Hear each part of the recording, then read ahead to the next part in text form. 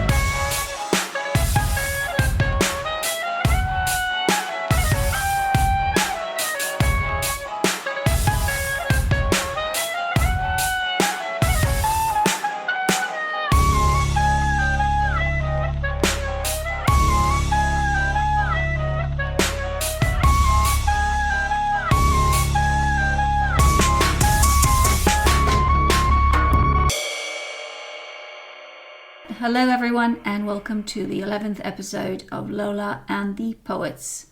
This will be a solo show and the third installment of my In the Shadows series. I planned for this one to be the last one in the series, but as things are going, I don't think that's going to be the case. This last show is possibly the most difficult one because I plan to talk about the human propensity towards violence and the way violence lurks in each and every one of us, how it's only waiting for a trigger. People who lived in violent homes would know just how much this propensity is something that doesn't go away easily, if it ever really does. Violence in one part of the world really affects us all. To speak about violence as part of our shadow selves, something that is not only hidden from others but very often hidden from ourselves, is a very important task. We live in a very polarized world, and I know that this is something that is talked about ad nauseum, but we need to really think about what the world polarization means in order to try and find bridges that can help us understand each other better, and through the understanding of each other, at least minimize the ways that we can hurt each other. I think that everyone, of course, wants this, or at least most people, those people that do not benefit from bloodshed, and except those people that enjoy bloodshed. Sometimes there's a crossover between the two groups. So everyone that is peace-loving and doesn't like to see violence done to another and is not fond of violence in themselves either is probably thinking of how to solve an issue firstly within oneself but also in the world. Now, we live on a planet that, at least to our own knowledge within our own human race, is riddled with a history of war. War is something that is so interesting to human nature, apparently, that it seems unavoidable. We are very, very aware of our own territory. We spook easily. We lash out also quite easily. We are creatures of emotion, so we react in the moment and according to our emotion in the moment.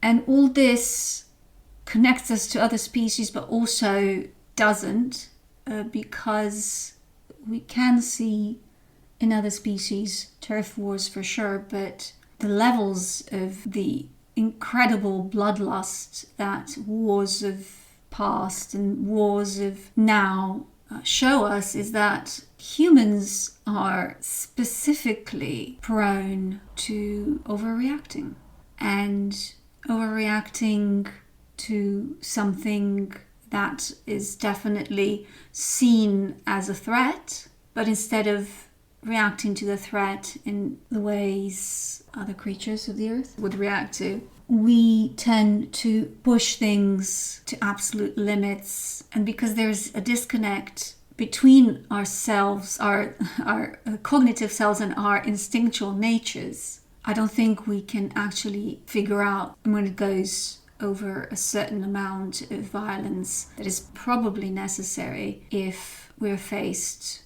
with an existential threat. And what I'd like to talk about is that part of us that goes over that limit, not the part of us that has the capacity to defend ourselves. Because whatever we would like to think of our world and whatever we would like to think that we can make our world be, the reality of our life is that we live in a world filled with dangers.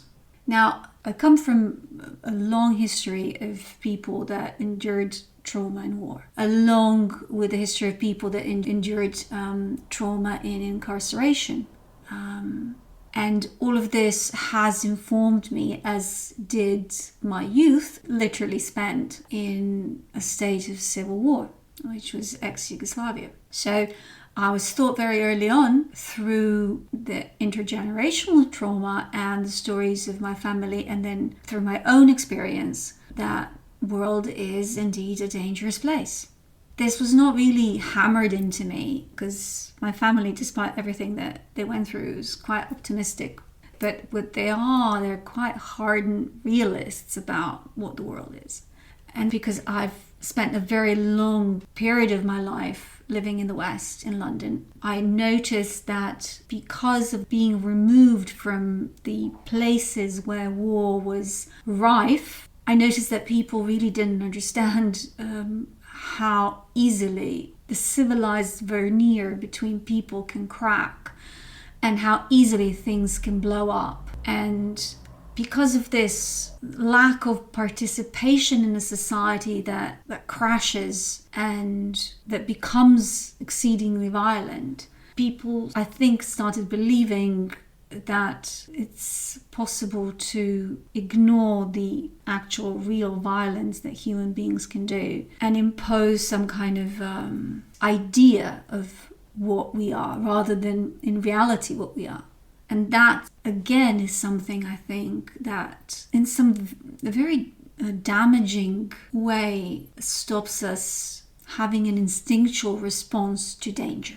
So I think there's something within the disconnect between the way we would like the world to be, whatever this mapping is, and our instinctual response to an imminent danger when it is heading our way, when it is happening, and when it is over, that brings upon this immense, disproportionate reaction of humans that further brings upon warfare as a way of life rather than as intermittent ways of defense. Of course, I'm not at all someone that doesn't think about the politics of war and the way war is extremely profitable way for countries to live off selling arms. I mean, I come from a country that had a very strong war industry that it exported, which is ex-Yugoslavia. But at the same time, this was also a country that suffered a great deal because of strife within it and ethnic divides. And frankly, in terms of Yugoslavia, because there were so many mixed marriages and mixed ethnicities, there's something in the breakup of that country that is enigmatic to me still. Because there were periods where the South and Slavic peoples lived within this space in cooperation. If not perfect harmony, of course, but definitely in cooperation. And that really always brought to me this idea of how easy it was to ignite war between people, how easy it was to make people believe that they're threatened by somebody else, and how it is manipulated constantly and without any realistic idea of that it will stop in the near future. I'm again not naive to the geography of things and the politics of things. I understand the rise and fall of empires and historical trajectories of people's colonial spirit, of having this idea of bringing civilization and taking resources from countries that had a long tradition of civilization beforehand. And of course that a lot of it has to do in terms of warfare with two simple things, territory and resources, amassing of each. But then again, I would return to the disconnect. Just how much territory do you need? How much resources do you need? Where is the limit to what you need? And also, how can you feel that it's enough if you're disconnected with your instinctual self? And the war that is happening between Israel and Palestine, really, I think not just me, but many people in the world thinking about that absolutely horrific conflict brought home the idea of what the response to something is, what it should be, what it shouldn't be, and how lost we all are when we think about the never-ending manipulations of our minds through, of course, the networking of our collective mind, which is the social media. Tearing us apart in having different views of something that our instinctual self should know does not make sense. And politically, it still stands that what is happening in the Middle East is just something that is heightened in its violence and definitely fueled by forces outside of these. So I'm not unaware of just how much proxies there are there. Again, echoes of the past. Echoes of the past. There were proxies in the Yugoslav conflict. Everybody had, quote unquote, a big brother. It's like a gladiator's arena in which at the moment we see one side bashing the other to a pulp. And so it's just the fueling of the conflict that I have more of a problem with than the elements of the conflict itself. And however difficult it is to say, I find that the real shadow, darkest shadow of all, the satanic shadow, or maybe demonic, because demonic is across cultures a recognized way of referring to such forces. So the real demonic force behind every conflict is most of all the one who fuels the conflict when a peace accord can be reached. And every time I would like to have a look at any conflict and understand the reasons for it, I always look at who benefits for a conflict to continue. And I do that in a micro atmosphere of relationships, friendships, family relationships, as I do in the macro world of life on the planet and wars on the planet. So to go back to the instinctual self and the disconnect between our enormously developed minds and cognitive mapping that almost knows no bounds about the reasoning of a conflict and the history behind a conflict and the complexity of a conflict, the likely outcomes of a conflict, and who says what to whom in a conflict, who has the upper hand and who doesn't, and all of the rationalizations that we have explaining to ourselves why a war is inevitable. The instinctual side of ourselves should be aware of just how true or false all those stories are. The instinctual part of ourselves knows when we're in danger. If our instinctual response works well, we know if we can, if it's an enemy that we can overcome and we should fight the enemy, or we should withdraw and regroup, or completely flee. And in some cases, very rare cases, when it's about not only our own survival, but the survival of humanity, if you will, when it's a fight that has to end in victory over, let's say, the fascist forces in the Second World War, which were engulfing humanity with such an inhumane kind of version of civilization, then one had a very clear-cut moral imperative to be a part of the force that will be victorious over this truly demonic ideology. Or if it's the case of wars that have been fought for very petty and very targeted personal interests of various groups in various societies in order to enrich and be more powerful than the other side in terms of brinkmanship, specifically in this ongoing, endless upstaging of each other between USA and what was USSR, which we're then all of us, the rest of the world, mere toy soldiers or inconsequential people in a battleground. Yeah, it's just a completely different ballgame than it was in World War II, when it was a matter of one ideology entirely being on the path to corrupt humanity in an irreversible way. What I feel now in all the conflicts that I see is something that is just hyped up war machine looking for new ground.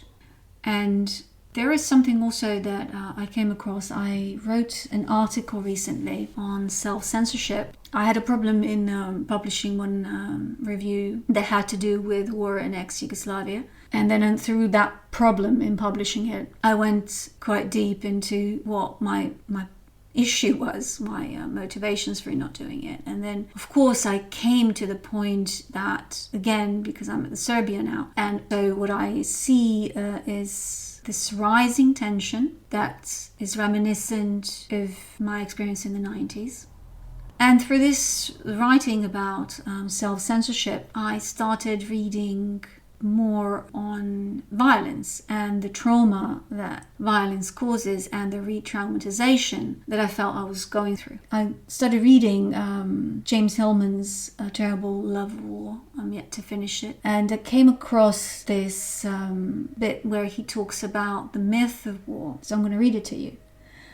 To understand war, we have to get at its myths. Recognize that the war is a mythical happening, that those in the midst of it are removed to a mythical state of being, that their return from it seems rationally inexplicable, and that the love of war tells us of a love of the gods of war. Now, there is absolutely an element of love of the battle in a lot of human behavior that I see. It energizes people to get into battle, online battles in real life, arguments, feuds. There's something about it that, especially for some people, it does make them almost come alive. And then, of course, the idea of us being so much connected in our minds through social media, which doesn't give a lot of space for emotional connection, other than just on the very surface level, but it does give a great deal of space for emotional manipulation. And these different kind of narratives that we're fed by so many narrative hustlers out there, starting, of course, from government agencies, specifically assigned to spread narratives by their own doctrines, that will be part of the psychological warfare that we are all toy soldiers in, or rather casualties of, rather than some are soldiers, some are just casualties. Often we're both. It's very easy to people that are disenfranchised, that have disconnected with their instinctual selves, economically oppressed, to start ingesting these very seductive, very poisonous narratives, which give them a sense of invincibility because they start belonging to a particular group.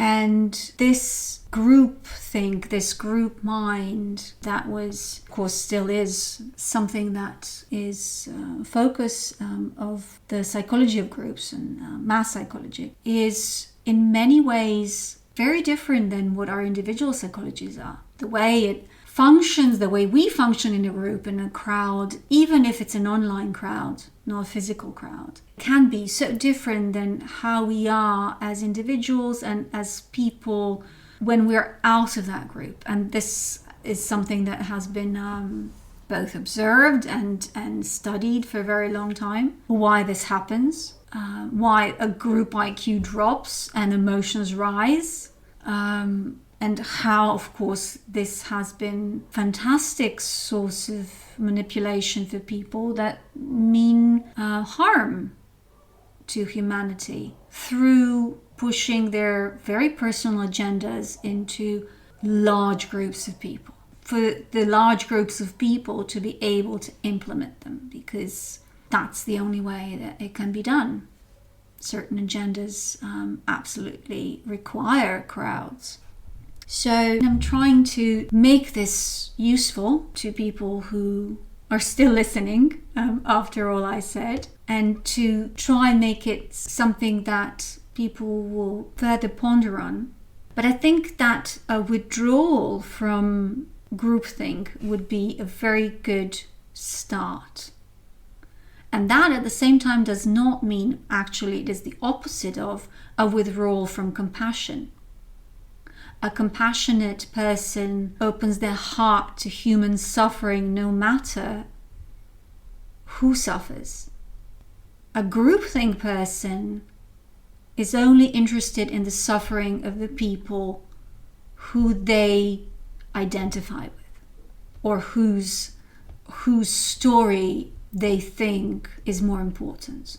So withdrawing from a groupthink and sourcing our information from a place of compassion rather than making our minds engulfed in a mob mentality is very important. In the end, peace is never, or I don't know if it was ever reached truly, through accusational ways of approaching another. There's a great podcast that I would like to plug. I have no connection to it other than I'm the audience of it, and it's called This Jungian Life. And in the episode, the three Jungian analysts spoke about truth-telling.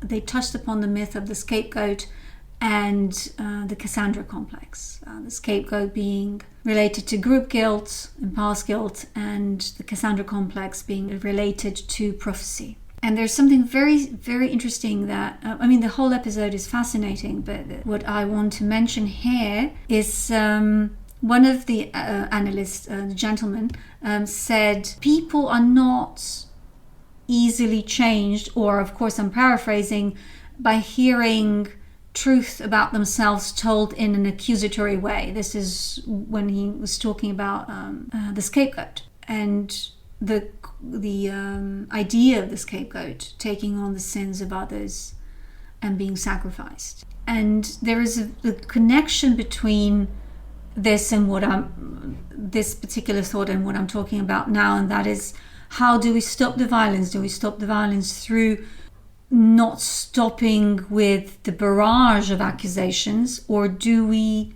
try and appeal to the humanity of others? Unless we have some kind of ability in a very earthly power sense to stop an atrocity. If we have that lever that we can pull, and then that's a different thing.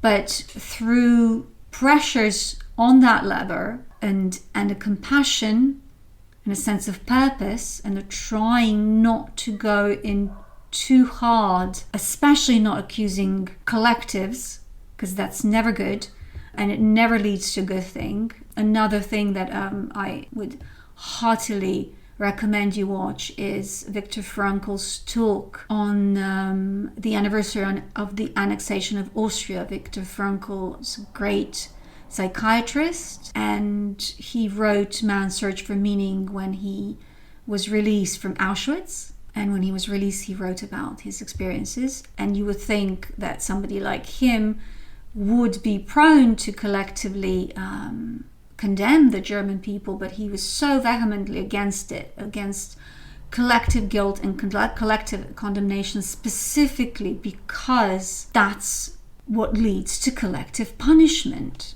And then, of course, because it's just inherently not true.